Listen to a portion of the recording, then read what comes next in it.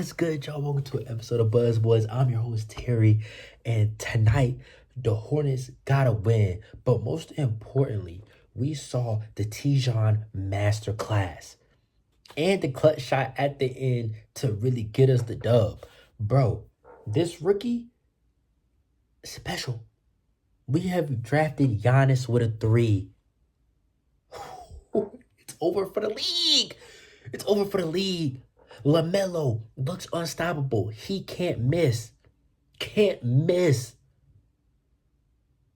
Tre Mann is literally Allen Iverson reincarnated. He can't be stopped. With the baggy uniform. 03 vibes in full effect. Yo, this is a different team. This is a different coach. This is different everything, bro. These guys are so bought in. You can see it. LaMelo's playing defense. Bro, I'm bought in. If you don't follow me on Twitter, you saw the bet that I posted. I'm gonna put it right here if y'all didn't see it. I'm invested. I'm here. This is real deal. Bro, this team looks scary. It looks bought in. It looks prepared. Bro, Brandon Miller had the worst game ever, and we still looked great. He definitely stole $300 off my plate. I'm very sick about it. He had 7 points. I needed 10 points. He proceeds to go 1 for 10 from 3. Disgusting. Cost me a lot of bread, but that's neither here nor there. I'm still the happiest guy in the world because why? These guys right here looked good as a unit. You know what I mean, bro? We played the Knicks. We're playing the Heat. We're not playing trash. We're playing good teams, and we're holding our own. Like, let's go! Morale is high. Do you understand? Like, bro, it's like I'm seeing people saying we're going to win 20-something games, 30-something games, and every single time I've replied, like, bro, y'all tripping. If this team is healthy, and that's the biggest if, and that's the biggest X factor with this team year in and year out is health. But if this team is healthy, bro, I'm telling you now, we're winning 40-plus games, probably 50, and we're going to be in the playoffs, bro. I don't give a fuck. I've seen everything I need to see. And I'm going to get into the game, but I got to get this out. I'm turned. You feel me? But I just don't understand how you could look at this roster, the good problems that we have. We don't even know who should start, who's going to start. Bro, we don't even know who's going to be the odd people out of the rotation. Like, people were just saying Tidjane is going to be in Greensboro. And now it's looking like, bro, he has to be on the roster. He has to get minutes. Seth Curry, somebody who people thought, man, he's not playing. Bro, he has to get minutes. He's a sniper. We have the luxury of having guys like Cody Martin potentially out of the rotation completely. And this is somebody who, like I said a few videos ago, was regarded as the best defender on the team. Now it's like afterthought. Bro, this is a different type of team with a different type of depth. I mean, this is still no Grant and Mark. And those are two guys who are definitely going to be in the rotation. Even Nick Smith Jr. is like, and Vasa, I don't know what he was doing tonight. It was putrid. It was very nasty. 4 turnovers in 3 minutes. I don't know what he was doing. I don't know. I guess he thought he could move faster than he could because he was getting ripped. Everything. Like, I don't know what was going on, but if he has some more displays like that, it's not the end of the world because Tre Mann can play point guard. Even KJ Simpson, at the end of the day, Nick Smith Jr.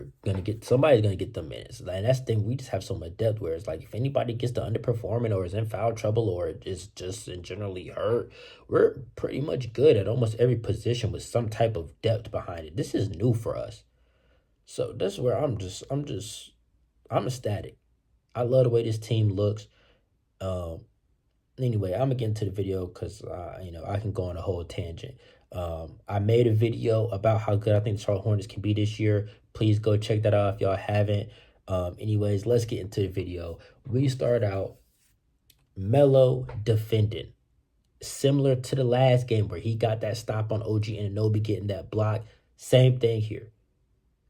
Out there defending early in the game. He's bought in. He's bought in.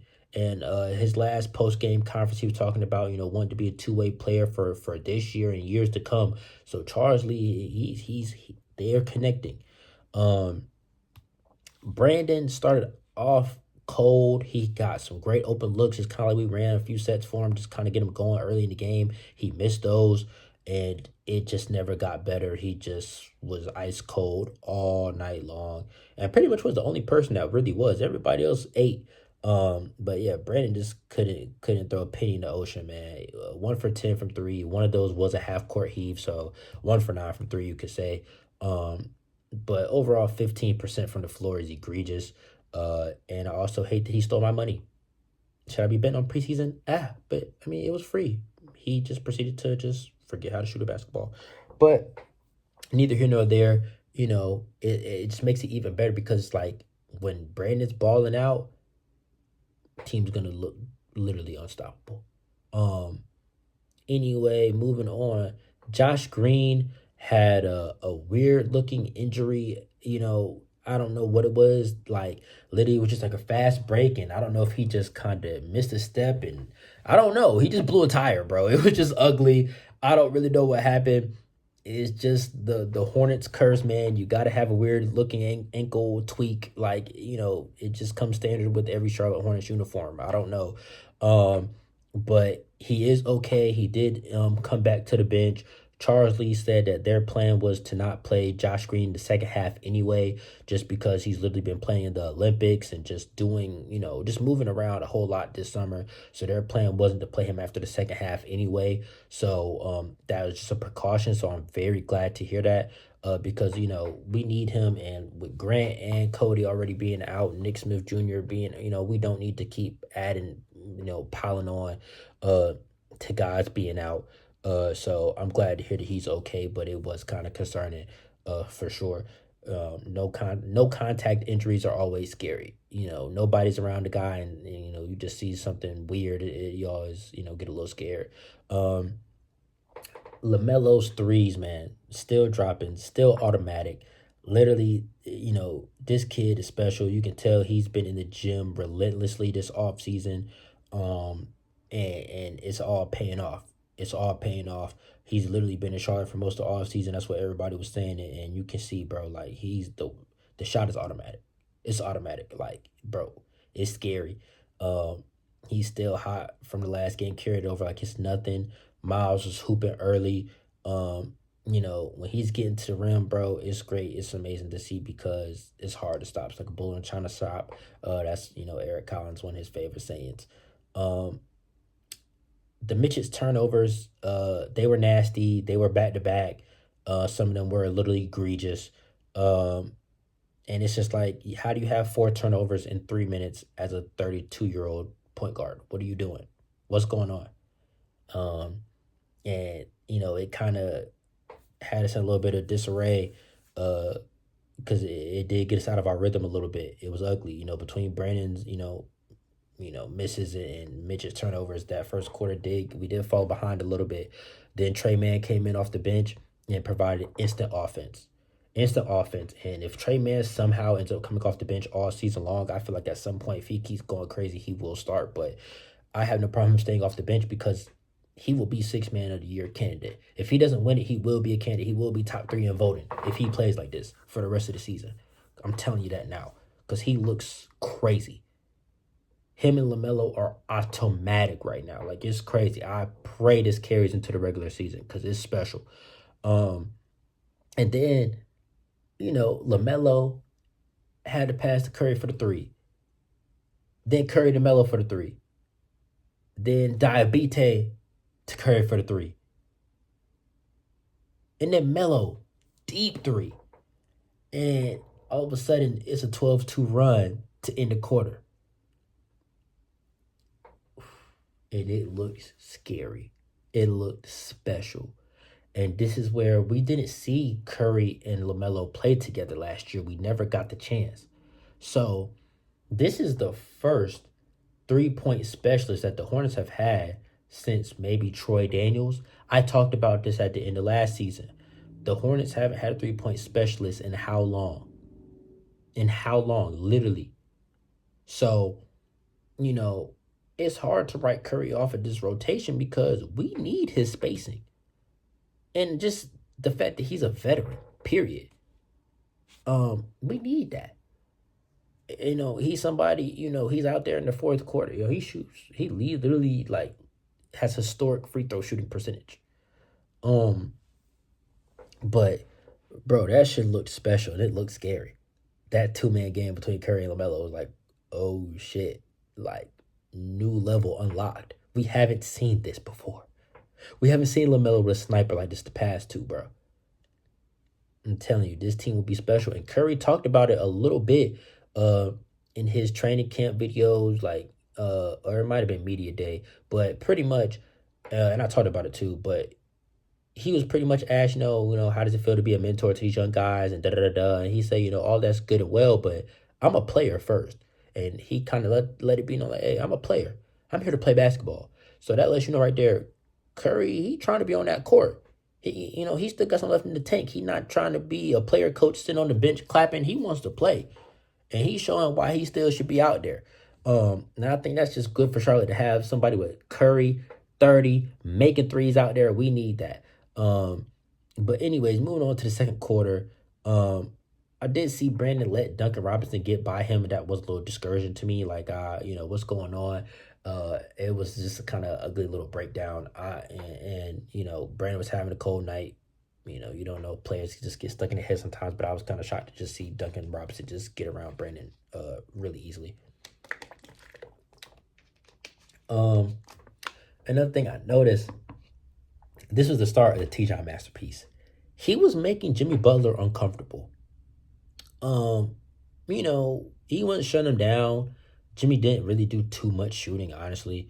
But he was making him uncomfortable. It was a play where Jimmy tried to drive baseline, and Tidjane was basically using the baseline to help him out, and made Butler really uncomfortable, and ended up Butler threw it to somebody on the wing and they missed the shot. But we disrupted him. Tidjane was out to disrupt him and Rozier. It was a couple times where he's getting switched on to these guys and making him uncomfortable. And it's like, yo, this guy is 6'10" and can move his feet.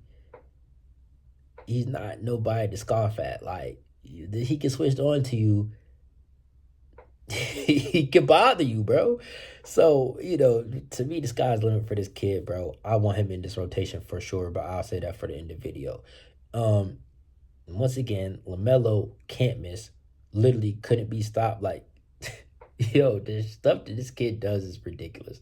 The shot selection at times can be ridiculous, but he's cashing the bitches. It's ridiculous. Brandon finally got going. He finally made a three. At the time, he was 1 for 6 from 3. And who knew that it was going to get to 1 for 10. Disgusting. But anyway, and then Tre Mann comes in. He's still goated. He's getting buckets. Miles gets downhill. He's getting buckets. He's getting to the foul line. I mean, we were just rolling, bro. We were just rolling. Getting into the third quarter, Brandon was still ice cold. I mean, it was just ugly. And before he checked out the game, though, he did get a nice block, which I feel like invigorated the team, got us out and running. But it's just the defense. Everybody's bought in, and Brandon, I feel like was a really good two-way player last year, but I think this year he's going to take that leap to great. And I think everybody on his team defense is going to get better. So I'm just super excited just to see this team, just how we play together as a unit on offense and defense. Excuse me. But just seeing how these guys play off each other, it is something that I really just can't wait to see in the regular season. October 26th versus the Miami Heat, of all people, I will be there. And then this is where the masterclass starts. TJ hits the deep three, and it was like, oh shit, okay, here we go, and well, maybe it's just an aberration. Like, hey, okay, cool. Then all of a sudden he got the bag work 3-pointer where he jab, jab, jab, pew. Like, oh shit. Okay, TJ. Like, yo, what the fuck? Okay, we about to get a part two. Then, say he gets to the foul line. And, he did have a play where he did have a loose handle. He got a little bit out of control. Luckily, we were able to draw the foul or whatever happened. Or I think Charles Lee might have called timeout. I don't know what happened. It was kind of a lot of dysfunction. But, he did get, lose the ball a little bit. The handle was a little ugly. He did actually have a turnover. I'm trying to think. It was him and KJ and I'm trying to think. Like, he was at the elbow and he tried to pull it back out and he lost it. But yeah, it didn't matter. And then he hits the corner three on the opposite side. And that's when I'm like, oh yeah, he's hot. He's hot. And it's like, yo, part two. Part two, he's back. Katie Simpson got a steal, got fouled. I felt the momentum was definitely swinging our way for sure. And Dwayne Washington hit the buzzer beater. Pretty much the only good thing that he did today. But he hit the buzzer beater in the third quarter, and obviously things were trending in our direction. We had the momentum. What does it say? Tidjane and KJ, they were kind of like playing 2-man in the fourth quarter. They were playing like a little 2-man, and it ended up leading to KJ getting some free throws. He knocked them both down. And it's just like, Tidjane can pass. He does have a little vision. He can pass the ball. He has his flaws, but he can do a little bit of everything. But, to a certain extent. And then once again, bag work, jab, shoulder, get off of me. Huh. Yo, what the fuck? What the fuck? He's the fucking GOAT. We got Giannis with a 3, bro. Come on, bro. Come on. And then in the fourth quarter, play after play, Dwayne Washington's trash ass has the fucking ball. He's turning it over. He's acting a fool with the ball, bro. And we're about to squander the game. And Tidjane is kind of looking like, yo, I gotta do something because we're about to fucking lose. Come down, contested midi. Pew! Clutch! And it's like, bro, that right there just shows, and Tidjane was talking about the eye of the tiger. That's the eye of the tiger right there. Yo, okay, I'm out here with these bums. They're about to sell the fucking game. Let me step up. And that's what he did. And he knocked it down. And then Diabate with the clutch block, they didn't end the game off right there, but it pretty much put things, out of arm's reach. Last possession of the game, good team defense, Hornets win. And bruh, I'm just so happy to see that we won this game because I felt like we should have won that other game. Dwayne Washington goes there and sells them free throws, but bro, oh my god, like morale is high. Morale is high. If you were a Charlotte Hornets fan, you should feel reinvigorated. You should feel like we're turning a corner.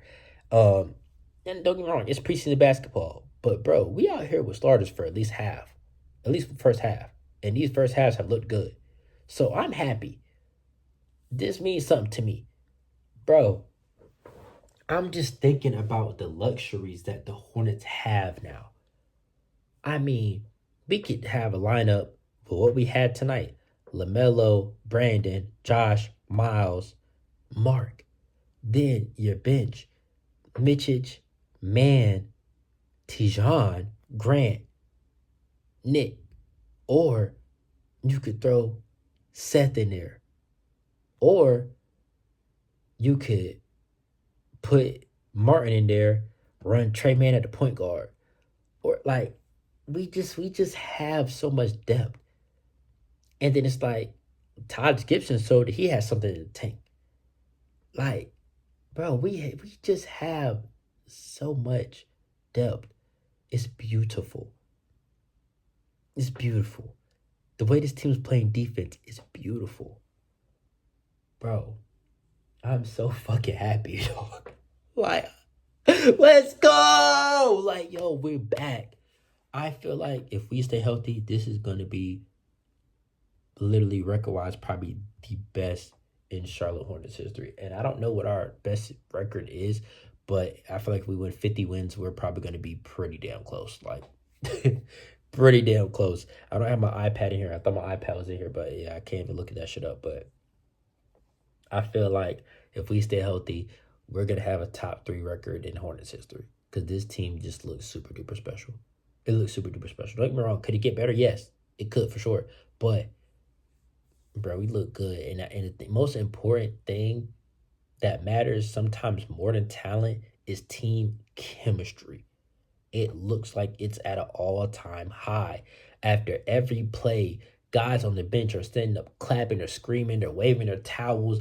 Everybody is supporting the next man beside them. And bro, never underestimate how far that can go in team sports. Being bought in and going 110% because you know the guy next to you is doing the same thing. That can get teams very far. We see it in the postseason every year. Some super team that was thrown together and these guys don't really know how to play together gets bounced out by a team who might not be as good, but they've been playing together and they have chemistry and the guys know each other's tendencies and they win. We see it all the time. So it's like you can't underestimate that, but this team has talent in abundance too. Bro, it's scary. Anyways, I'm gonna wrap this up. I'm trying to keep this too long. Definitely stay on the lookout for a Tidjane video because I'm dropping that. I've been inspired. Tidjane is getting his own video. I will probably be dropping that tomorrow. I was thinking about doing a video about, you know, injury bug. It is biting a little bit. Is that a concern? A little bit. But yeah, most importantly, bro, I'm just happy that we're looking good and winning games. I don't know when our next preseason game is. Like I said, I don't have my iPad in front of me. Normally I would have it up here, but it is what it is. If you're new to the channel, please subscribe. Hornets-based content is going to be getting cranked out. I don't want to say daily, but it will definitely be multiple times a week. Content is cranking out. We're ramping up into the season, and I'm excited. My morale is high as hell, if you obviously can't tell. And I really do feel like this is going to be a great season, so I want to be here with all of y'all for it. And like I said, I will be at the game October 26th. I don't care. I will be there, bro. I already told my job, bro. October 26th, I need off. I will be there. I will be there. And if y'all see me at the game, bro, walk up, say what's up to me, bro. That shit makes my fucking day when people come up and just, I watch the channel. That shit means the world to me. But anyways, I'll wrap this up. I'll catch y'all on the next one. Peace. Also, FYI, this video, it might not have too many highlights in it. Usually I try to incorporate the highlights, but I just want to try to edit this. Not as fast as I can, but try to edit it and get it out because everybody on the TL is hyped up waiting on this video. So I'm going to try to get it out to y'all. Like I said, anyways, peace.